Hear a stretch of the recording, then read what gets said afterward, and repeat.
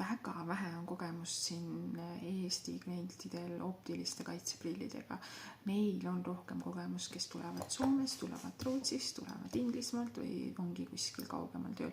Nemad juba teavad, neil on mingi brändidega kogemust, juba räägivad mulle mingeid jutte, aga eestlasel on väga väike kogemus optilistel kaitseprillidega. Põhimõtteliselt nad ei teagi, et sellised asjad on olemas, aga on ja need töötavad nii hästi, aga vahest ma kuulen seda Soomest tulnud kaitseprilliga, seda ma sain ikka väga hullu prilli, et see kaitseprill ei olnud üldse minu vajadustele, ei vastanud üldse vajadustele, on ju, aga mina sellist kaitseprilli sulle ei paku, mis ei vasta sinu vajadustele, ma teen siin sulle nägemiskontrolli, ma valin sinuga koos raami ja see prill tuleb võrdväärne sinu enda tavaprilliraamiga.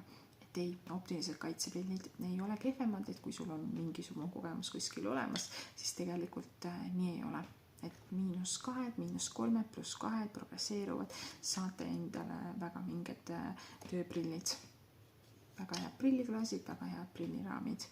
Aga jah, Eestis on meil kogemus on kaitseprillidega hästi väike, aga ära kaerda seda, kutsu mind nägemiskontrolli tegema või saada tule siia ja vaatame, kui ägedad prillid me saame sulle tehtud.